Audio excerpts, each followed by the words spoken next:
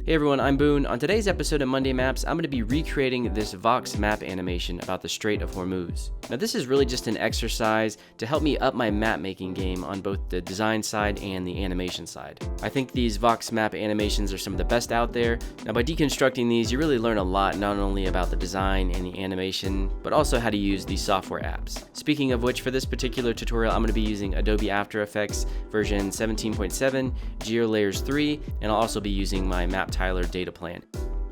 Alright, let's get our project set up in Adobe After Effects. So I have a new project open here and I brought in my reference video clip of the Vox original. I'm going to open up the GeoLayers panel by Windows, Extension, GeoLayers 3, and now I'm going to set up a new map comp.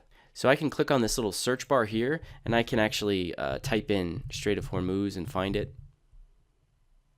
And then by clicking right here, that's going to snap the location right here. I'm going to zoom this out a bit. I think it was something like about there. And now I can click on Create Map Comp, and I can then give it a name, and I'm going to switch it to Ultra HD 4K. Just change some of the parameters here. Now I can choose from a bunch of different presets here, different looks, and I can also change the color palette, give me a different look, but I'm going to make changes to this once we're inside the project, so you can edit this at any time. So I'm just going to leave this as is right now. Click on Create. And that's going to create the new map comp with all the assets inside. And it looks like crap. It looks really low resolution. So to change that, basically how you do it is when you finalize, it's going to download that map imagery. So this is what allows it to, run much faster. And when you edit, you're not looking at a high-res image. So if you just want to look at one quick frame for reference, you can hold the control key and then hit the finalize button. And right here, it's telling you one frame of your containing comp is finalizing. If you don't hold that control key, it's going to finalize all the frames, which can take a long time. Okay, so now we have a really detailed map here. It's showing us the labels, a bunch of stuff. We have roads, different boundaries. So let's see what we can do here. I'm going to grab my reference clip and I'm going to drag that to the top here. And now I have this. Okay, so now what I want to do is match the colors here. So you can see here we have a couple of different colors. The colors of the text, the colors of the country or land, and the colors of the water. So let's quickly make some changes. I'm going to go to Settings, and right here, well, first of all, I can turn off the labels just by clicking this A button. Let's turn off the reference. Okay, so if I toggle this A button, you see that's going to turn those labels off. I don't need the labels. Now I'm going to click on the Settings button here, and down in the Imagery section, there's a little Edit Imagery button. I'm going to click on that. And now we can start to mess with our colors. So I'm going to pull the reference back up here, and I'm going to actually go and open up the info panel by Window, Info. And what this is going to let us do is move our cursor over our reference image, and we can immediately see the RGB values of what we got going on here. Now, if you're seeing some weird percentile or something you don't recognize in RGB, you can click on the panel menu and switch it to 8-bit, which is 0 to 255, which is what we're going to be working with here. You can see the color palettes up here, and look at the tooltip. So we have land, mix in, parks and wood, water, roads. So this is where we want to mess with these colors. So I'm going to just move my cursor over the land here, and you can see RGB values of 21. So I'll grab land, and that pulls our color scheme up here. And now I'm going to manually type in 21, 21, 21. I'm going to apply. We can see a preview here. It's not going to show us our preview yet on our main map comp until we apply it. So now I want to change the color of the water. This water is a little bit too light. So I'm going to move the cursor over here, and you can see 47, 71, 111. 47, 71, 111. Apply. All right, cool. Now I'm going to go down to the content section here, and this is where you can see all the different assets or layer elements of our map, which I want to turn off a bunch. If you look at this Vox map, it's very simple, and that's what makes a lot of these maps so cool, is they're very, very simple. So I'm going to turn off rivers, parks, land use. We don't need rail, building, roads, and we don't need, I think admin sub is essentially those provinces. I want to keep the countries, but I don't need all these other borders. Also with these admin borders for the ocean, or if you go look over here, check this out. If I zoom in here, you can see there's all these different borders here. We want to get rid of those. So let's just keep the land, and now I'm going to click apply. All right, so now we're getting somewhere. This is still very low res. So what I'm going to do is, once again, control click, finalize. And there we go. Now we got a good start here. So here's the reference. All right, we're already very close. Now I'm going to focus on adding the various elements of this map. So if you look at the reference here, it zooms out. So there's 5 text elements, a path animation, and these 2 country outlines. So let's add these elements one at a time. So first, let's focus on the country outlines. So to get these, there's a few different ways you can do it. You can double click in here. So I can double click and it's going to automatically select what I'm clicking on. So this is showing me the different data points here. There's different provinces as well as the country outline here. Now what I can do is I can draw the feature, but first I need to set the actual layer style of how the shape layer is going to be drawn out. So I do that over here in layer styles. So I'm going to click on this and I can hit the little plus button here. There's already a bunch of different styles of paths and all kinds of different things, but we're just going to create a new one. So we'll call this country. And then we need to change the fill color, so we're going to change it to this color here. And if you look at RGB, these are 44. So I'm going to click here, and we'll manually type this out. Apply. And we don't need to set anything specific. It's just a standard fill with no stroke. And I'm going to apply this. Now with this layer style set up and selected, I can go back to Amaran and just click on this draw button. And as I click that, that's going to automatically add the shape layer. I'm going to turn off the reference here. Okay, and it's perfectly in place and it's the right color. Now I need to grab Oman, and let me just show you a different way. I'm going to click the back. So you can double click on your map comp here, or you can use the search bar and type in Oman. And now I can quickly draw from here, or I can download the feature, add the feature to my browser. So you can download a bunch of different features that you can have quick reference to.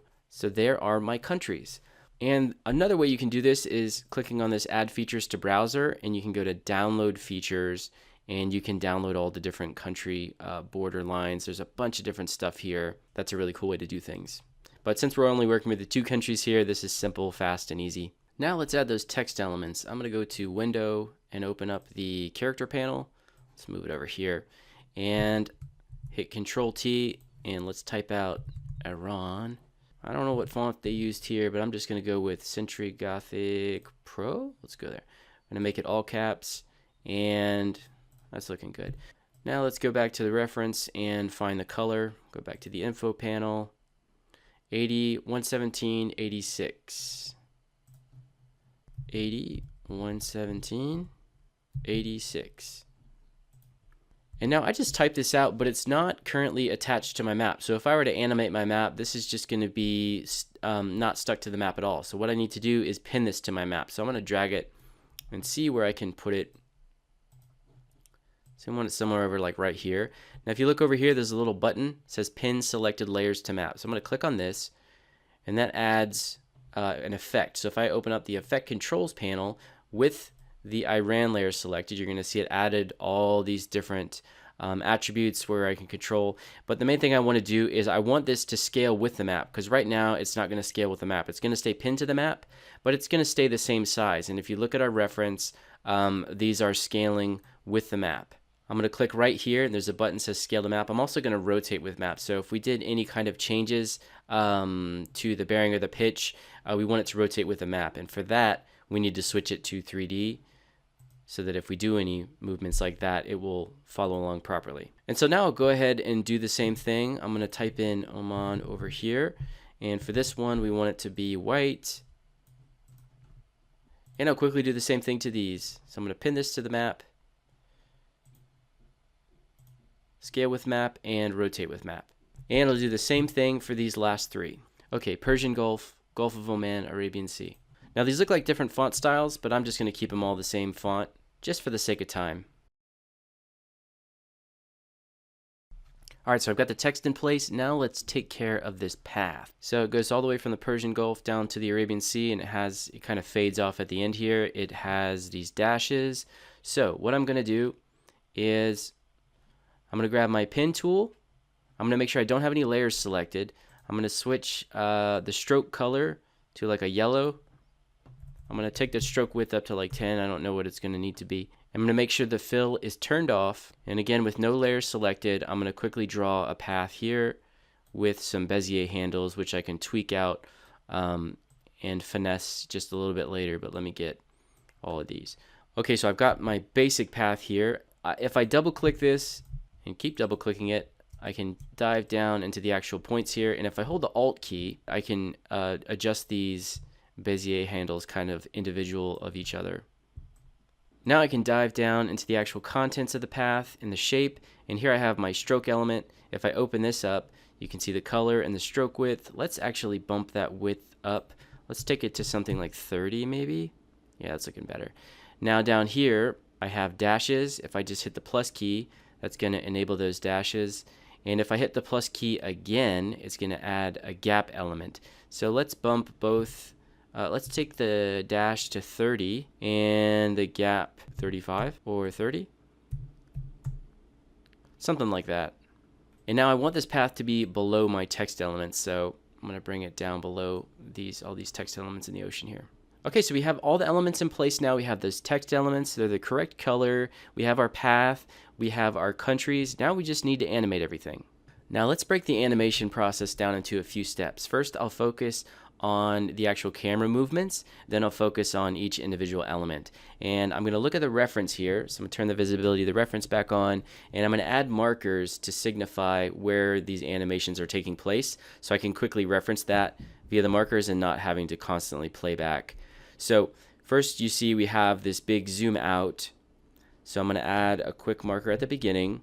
I could double click the marker and type in zoom out. And then it kind of smoothly ends about here. So that's about a 5-second zoom. I'll add another marker. Zoom ends. Now we zoom out even further. Starts about right here. Zoom out more. Let's see where this ends. Okay, and the zoom ends right about the end of the layer here.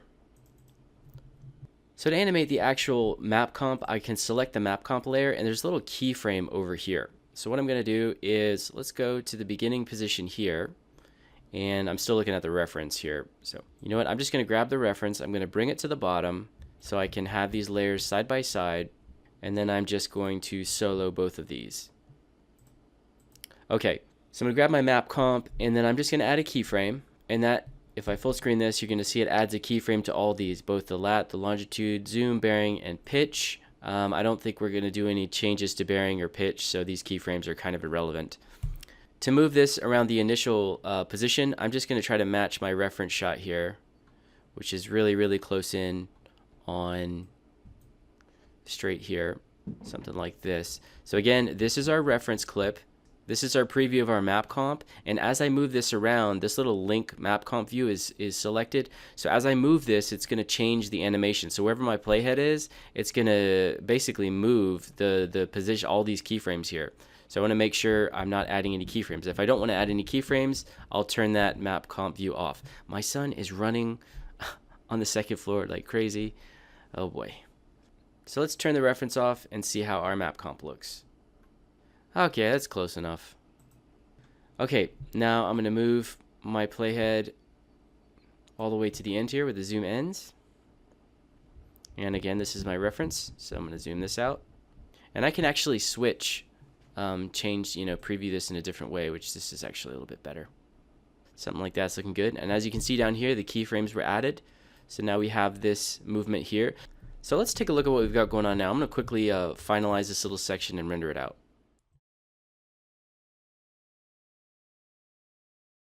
Alright, that's looking pretty good. Now let's focus on the last little zoom here. So I'm going to turn my reference back on, and now it should be good here. If I turn this off, these should be in the same location generally. Okay, that's looking good. So I want to go over here and just add some more keyframes, and then we'll go to the final, and let's just zoom out here to match our reference. Let's see. Okay, we'll scoot it over just a little bit.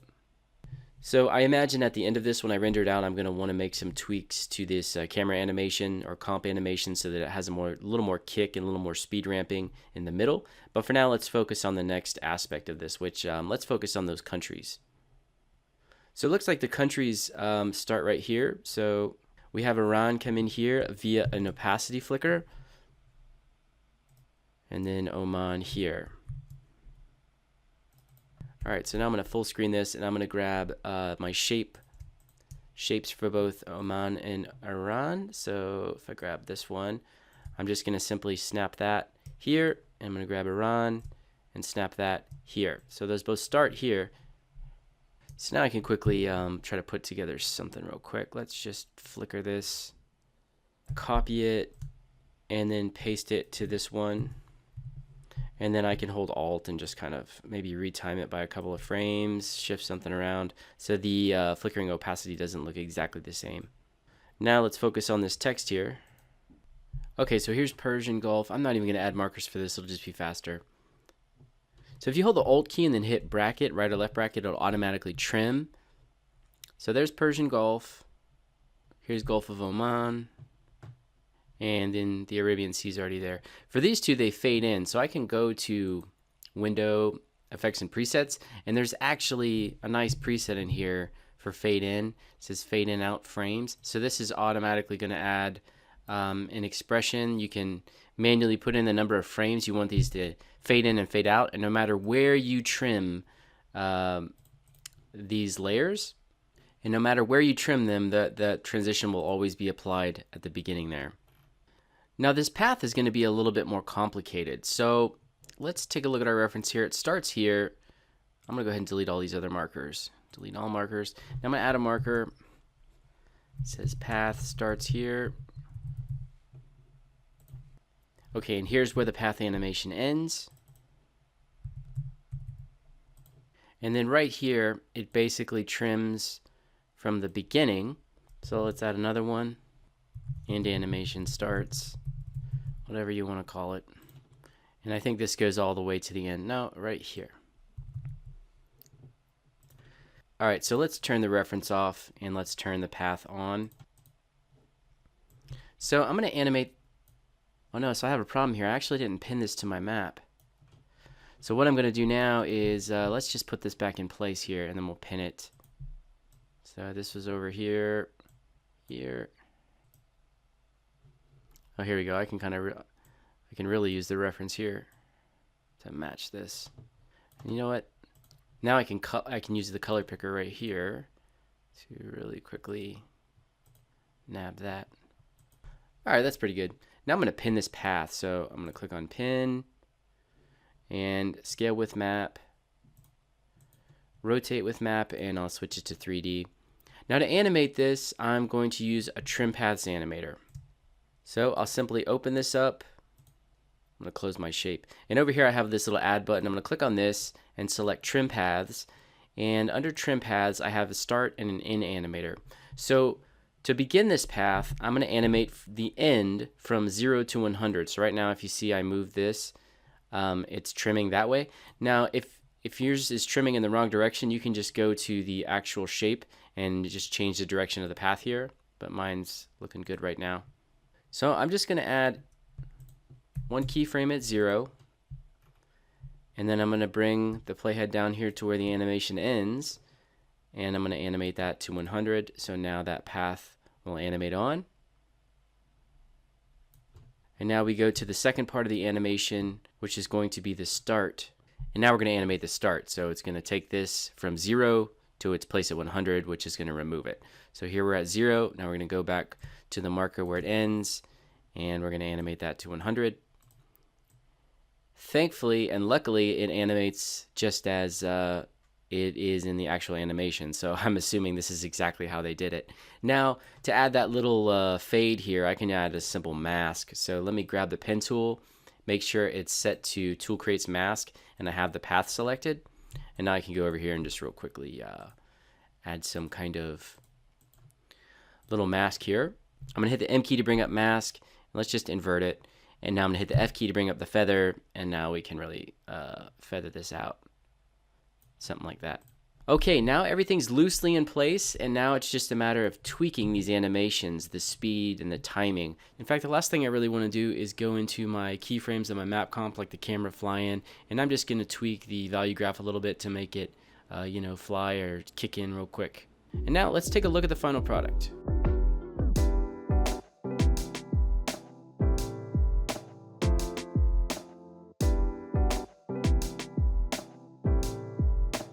Okay, cool. I'm super happy with that. I hope you had fun with this tutorial. If you want to see more cool map tutorials like this inside of Adobe After Effects, be sure to subscribe to my channel, hit that notification bell, and if you'd like me to make some maps for you, feel free to send me a message. All right, see you in the next one.